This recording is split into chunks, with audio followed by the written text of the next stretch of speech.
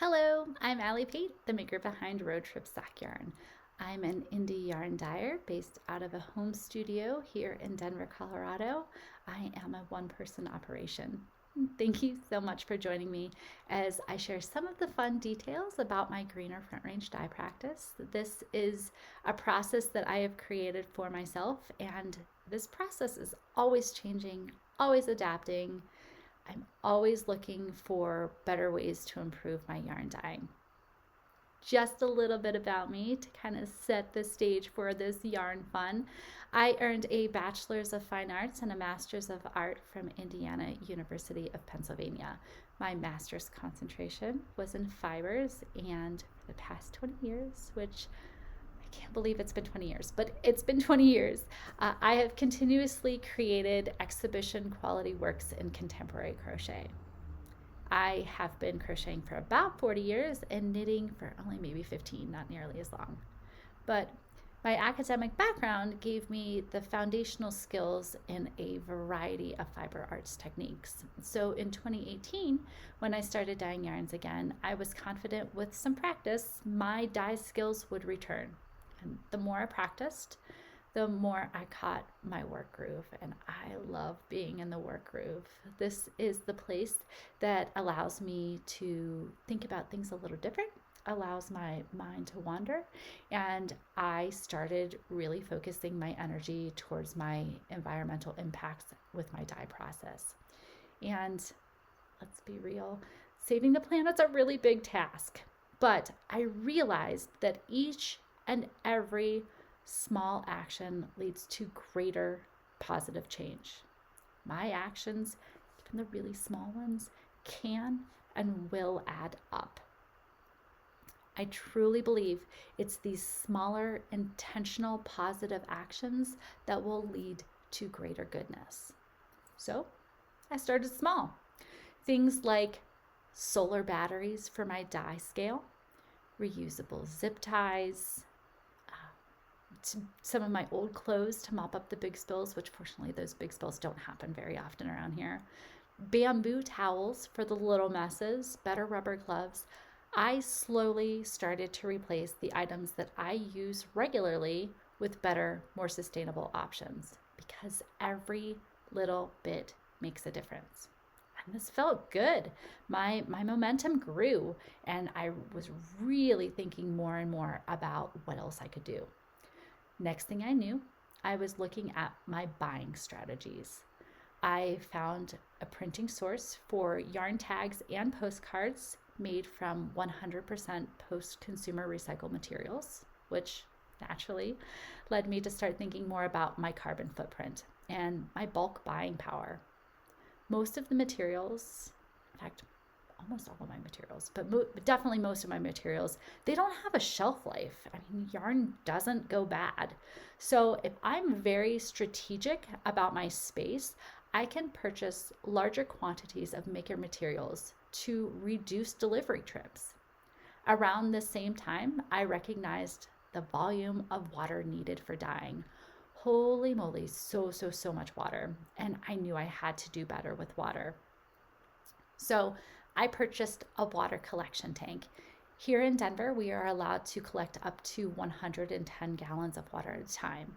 But I quickly learned Mother Nature doesn't always bring 110 gallons of water. So I shifted gears in a hurry. And looking back, I'm really glad that I did that. I went from concentrating on water collection to water reuse. And that was a great transition right out of the gate.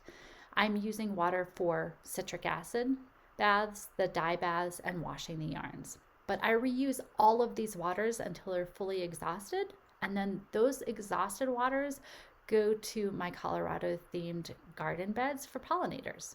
This year, my pollinator parcels expanded to 7 raised garden beds, which I'm very proud of, and I have intentions to add 2 more next year. My next endeavor was a big one. I invested in a holding cabinet, and most of the yarns I regularly dye use acid dyes, which means through a combination of heat and time, the animal fibers engage the dye molecules. Heat is coming from a power source, and I realized having a more efficient combination of heat and time would be ideal for my process. Yarns come up in temperature right to the boiling point, and they sit there until all of the dye is completely saturated. Of course, different fiber contents, yarn bases, they collect dyes at different rates, but overall, this is the general idea. You make it hot, and that's how things get dyed.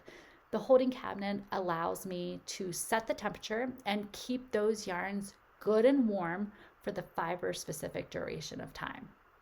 Hey everyone, I was just editing my video and it occurred to me that perhaps you haven't dyed yarn before. I know I'm a visual learner and maybe you are too, so I thought I would jump in here real quick just to kind of show you how I do things every day. And we have some yarn. This is by far my most popular base. This is the 75-25, so 75% superwash merino, 25% nylon. It is a fingering weight, but you can make all the things. My favorite thing to make is socks, of course, but you can make all different types of items with this. So fingering weight yarn, I'm going to come in real close so you can see this is what bare yarn looks like. And the first step is going to be into a citric acid bath. And this is one of the ways that we use water regularly.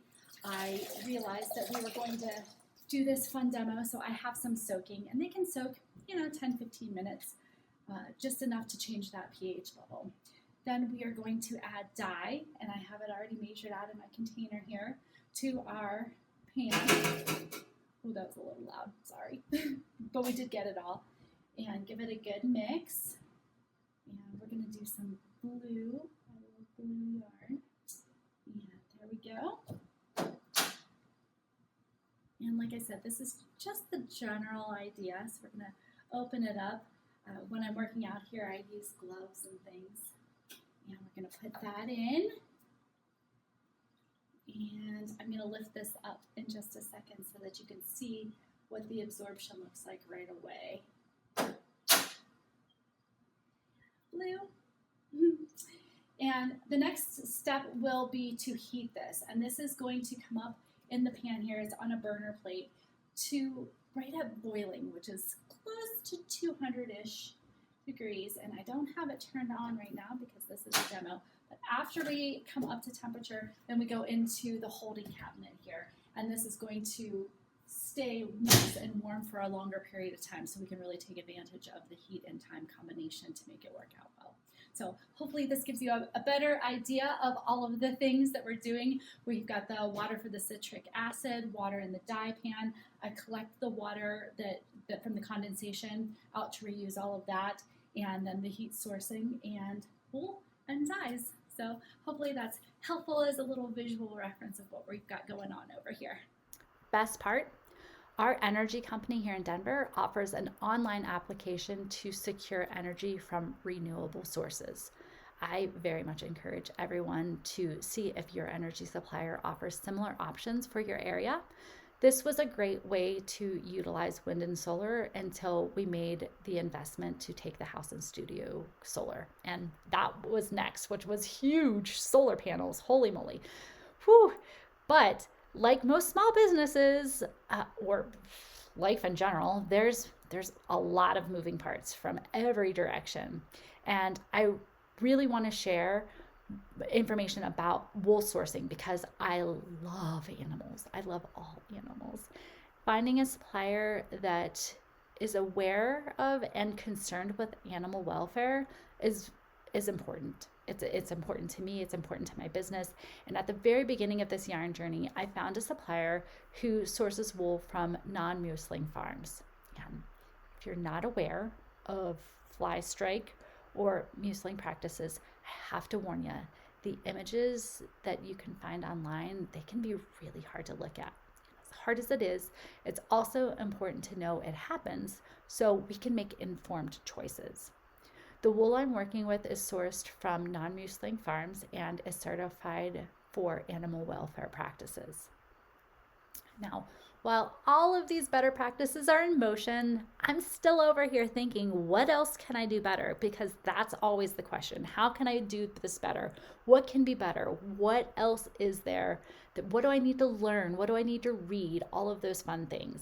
So very early on in my road trip sock yarn, teamed up with a local animal shelter to create the Herd of Cats collections inspired by the fur coat killers of shelter pets. Remember, I love animals. This is one way I can help shelter pets without trying to bring them all home, because I can't bring them all home. That's not a thing. So I sat down with a calculator to sort out what the numbers would look like to generate monetary donations based on yarn sales. Since then, I've used this same donation calculation to team up with nonprofit organizations all across the country. I'm, of course, always looking for new collaborations, because what else can we do better, right? So if you have ideas, please send them my way. I would love to hear about new partnership opportunities. And this is my road trip sock yarn business in a nutshell. I am always working to create better dye practices with an overall positive intention as my main motivator. Taking smaller steps towards a bigger goal works really well for my small home-based business, and working with goodness in mind is a great feel-good tool to stay on track towards my goals. Please consider each and every small positive action leads towards goodness. Thank you so much for joining me.